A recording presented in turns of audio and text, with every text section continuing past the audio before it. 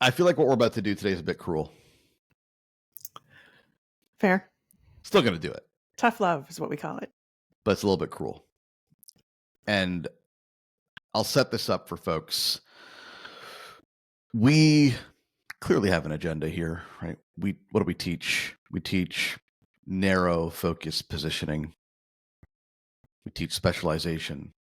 And then everything that comes after that in terms of generating business and building pipeline, growing revenue, scaling a consulting professional service firm.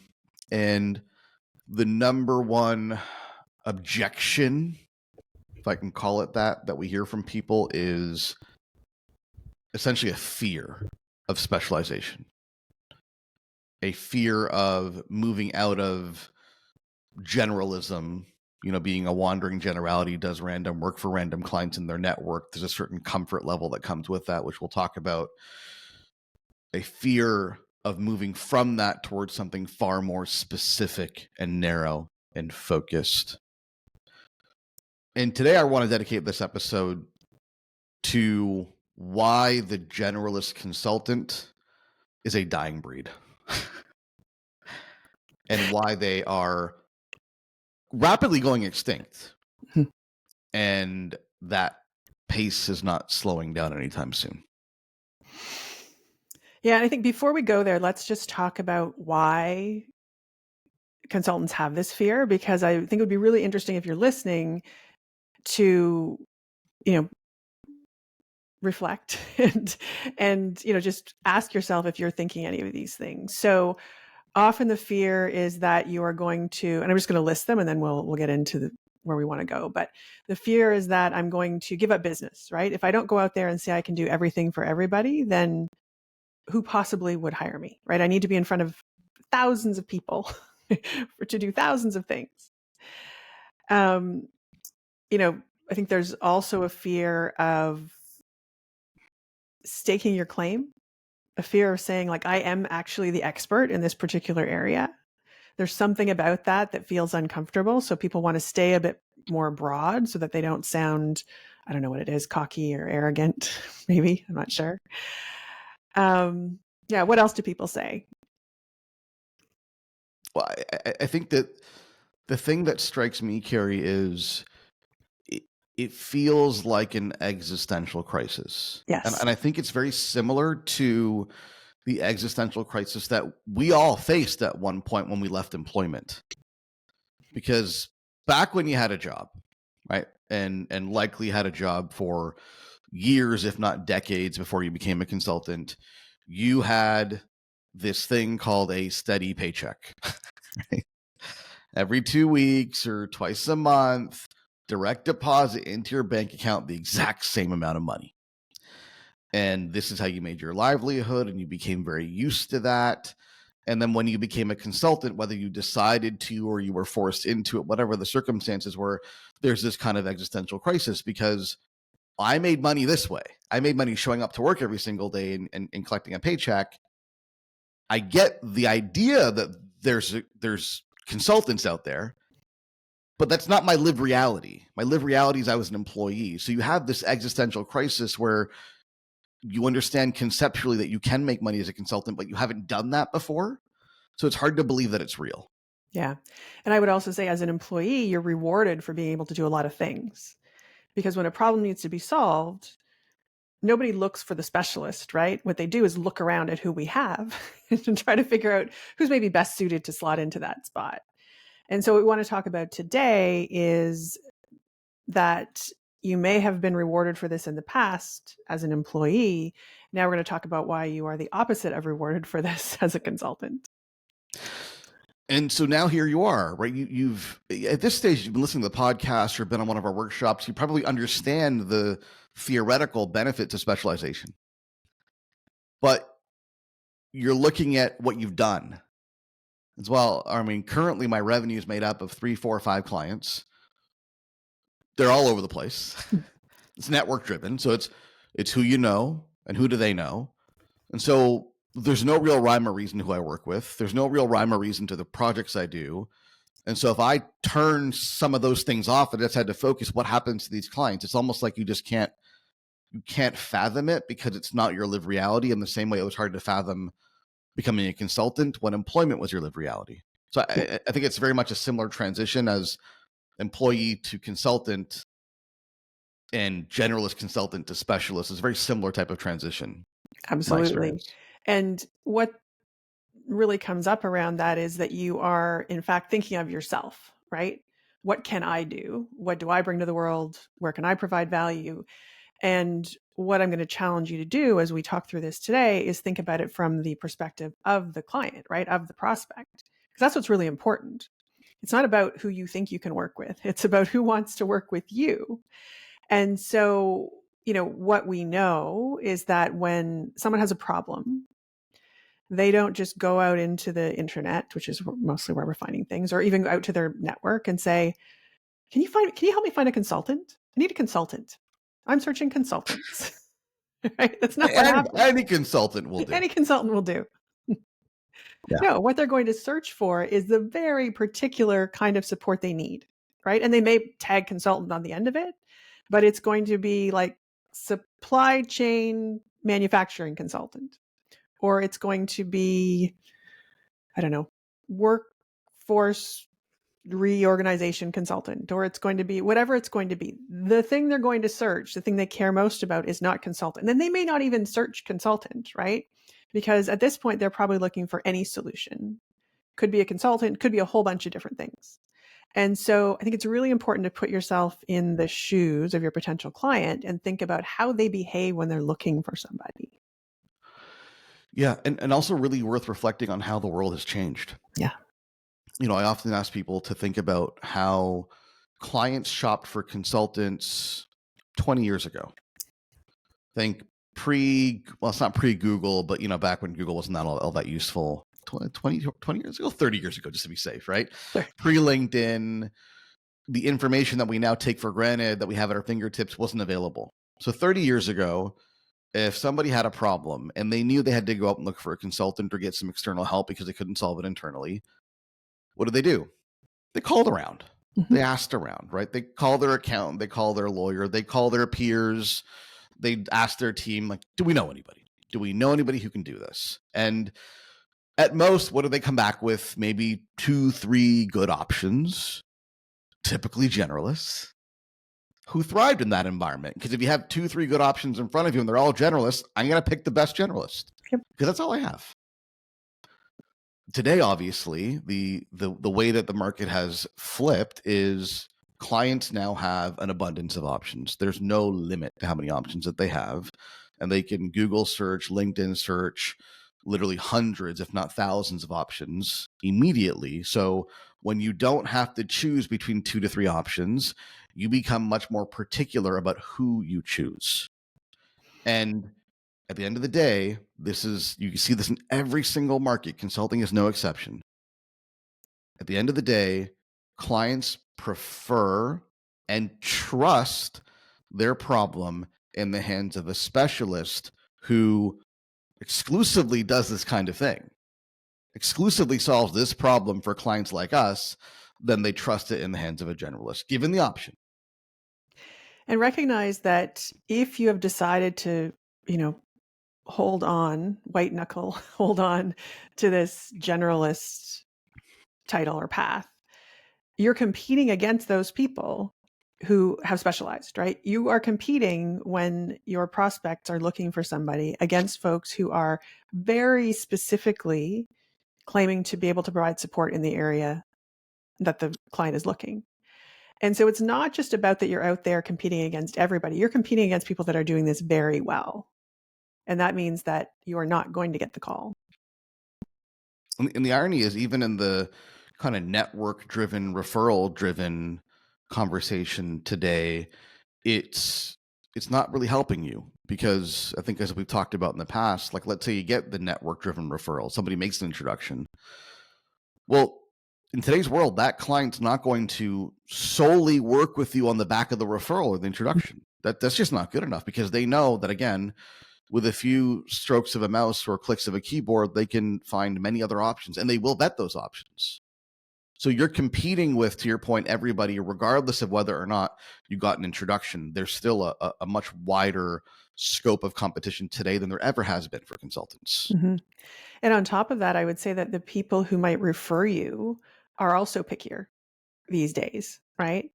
They know, and there's a certain cachet that I think this has developed over time with so many reviews and, you know, the social capital that comes with that, that no one wants to give a weak referral either, right? I'm not going to tell you about Joe just because I think Joe might maybe sort of kind of have something to do with what it is that you need. I'm going to also be really, you know, clear and tight and make sure that I have, especially if I am the lawyer or the accountant, I'm going to have a really solid referral network that is built of a bunch of specialists that I can pick and choose from. 100%. Yeah. And so that's the first kind of dagger here. Yes. in Next the problem. generalist consultant is no client actually wants a generalist. No serious client actually, and maybe that's an important distinction. There are bad clients out there who don't want to pay a reasonable fee for the work, and they're looking for the cheapest option. They might want a generalist. We'll come to that in a moment. But serious consultants or clients rather, who are committed to solving their problems and are willing to do what it takes to solve their problems and are looking for the best option, do not waste their time with generalists. That's the first point. Second has to do with pricing, right? So I probably don't need to convince anybody that specialists charge more and are able to charge premium prices more than generalists can. This is why, I don't know why people think consulting is unique. It's not, but look at any other field. Look at, cardiologists versus general physicians. Who makes more money? It's the specialist. The generalist in any field will make less money than the specialist. Consulting is no different. And the reason for that, obviously, is because specialists are perceived to have more repetition at that particular problem in that particular context. And that repetition yields this ability to recognize patterns in ways that a generalist can't because they've done it more often. And if I could compare kind of like what happens to a generalist pricing versus a specialist pricing, it's the opposite, essentially. Generalists over time compete in a race to the bottom. Why? Because the more generalists there are in a market and the more options rather there are in a market, the more pricing gets suppressed. And generalists don't really have a good reason to raise their prices. There's no leg to stand on. It's not like they're more qualified to do a particular job than somebody else because they're generalists. And generally that pricing gets suppressed more and more and more as cheaper entrants enter the market. And the opposite happens with specialists. With specialists, when you have 10, 15, 20, 30 reps at solving a problem, you become more expensive on the back of that track record. So pricing goes up, but not only does pricing go up, your cost of delivery goes down. Because the 30th time you solve a problem, you're doing it much more efficiently than you did it the first 5 times. So price goes up, cost of delivery goes down, margins continue to expand. And it's the exact opposite of what's happening with generalists. Yeah. And I would say, we work with a lot of clients and I'll often hear them say, oh, you know what? The people that I'm talking to they haven't had the budget, right? They don't have the money. They won't pay. They're cheap, whatever, however it is that they're framing that. And what's really interesting is as we're working with them and we really get them to a place where they've refined their positioning, suddenly that goes away, right? Suddenly the money exists. Suddenly people are willing to pay. And it has nothing to do with them, finding deeper pockets somewhere. It's about them positioning themselves in a place where the client will say, you know what? The risk now seems so much lower. The upside seems so much higher with this person who is very specifically focused on my problem that yes, I'm absolutely willing to pay in a way that I wasn't before. Yeah, it's kind of like, to use another example altogether. If I sit with my general physician and they tell me I need open heart surgery and they ask me to go under the knife, it's like, well, hold on. Yeah. I don't know. And I might not outright tell them, you're not qualified for this. But I don't know if I'm ready for that.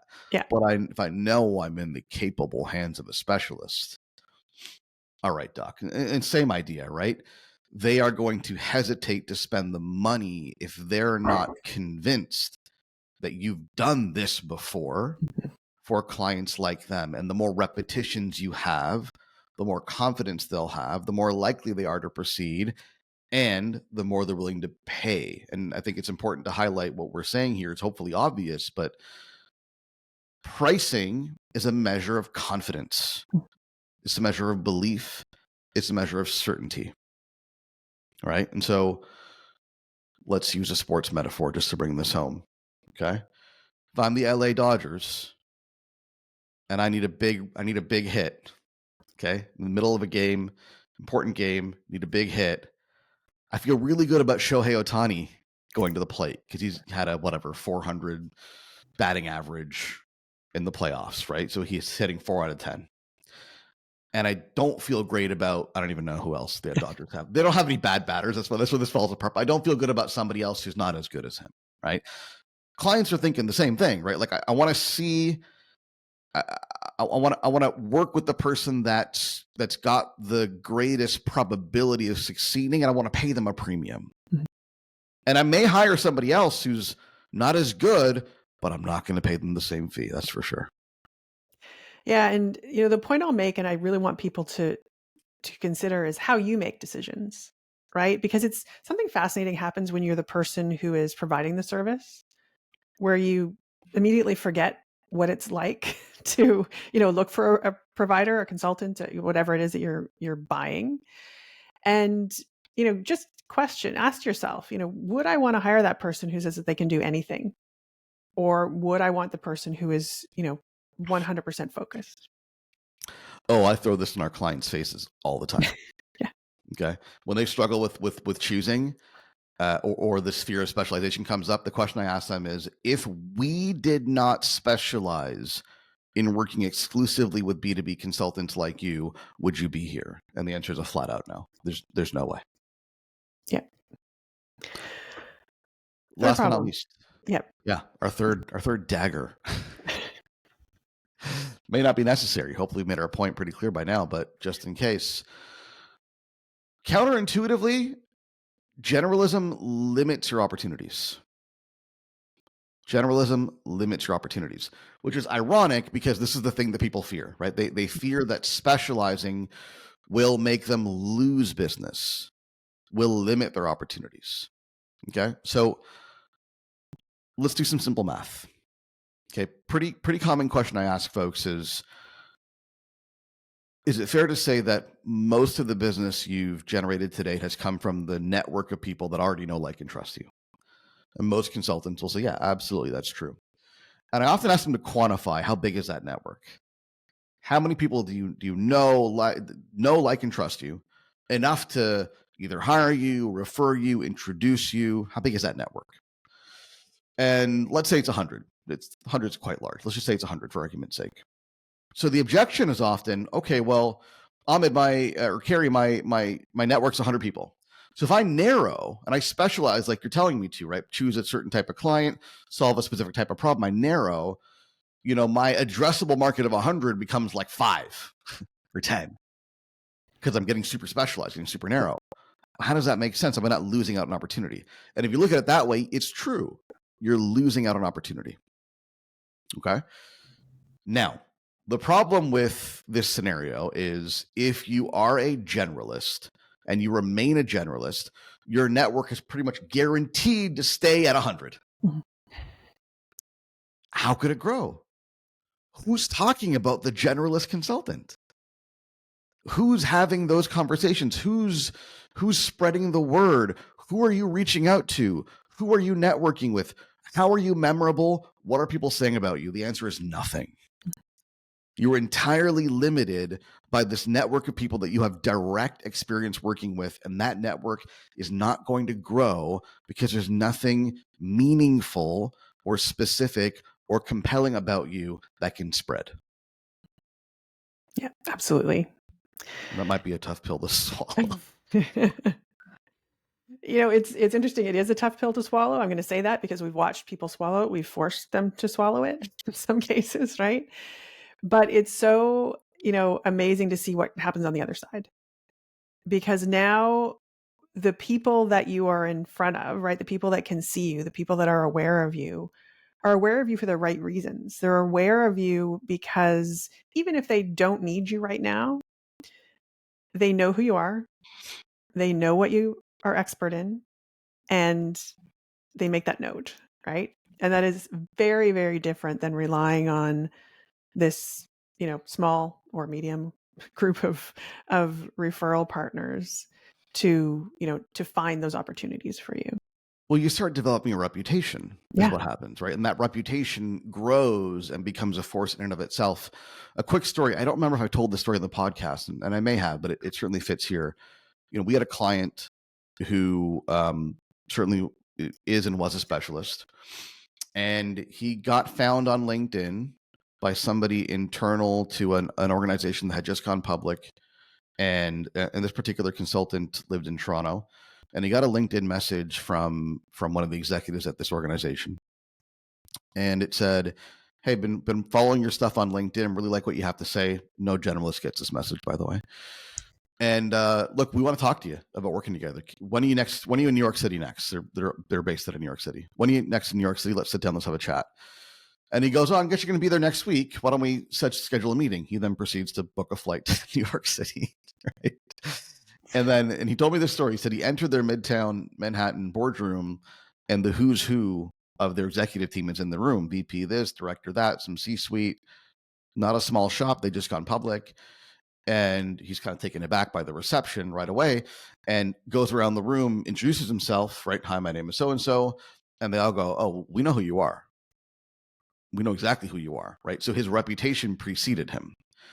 This is what generalists can't do. The word can't spread. There's no reputation to speak of, but a specialist that makes a name for themselves in doing something very specific for a specific type of client can build this kind of reputation and grow it, right? You can go on LinkedIn. You can now start to reach out to relevant people in your target market. You can go to the right conferences, trade shows, events where your people are gathering, and start to spread the word and get your name known within a narrow focus, within a smaller pond, if you will. So I think those are our 3 key points, but I'd like to add a little bonus dagger, as it were. And that is the hot topic of every conversation these days, which is AI. And what I'm here to say is that as a generalist consultant, you have a new competitor. And his name is Chat or Claude or, whomever. But it is so easy now to get general advice for $20 a month. And so, if you're using AI, you'll also find that, right? You'll ask it a question and it gives you kind of some general solution. You try to narrow it down. At some point, it just kind of shorts out, right? It can't do the thing that it needs to do.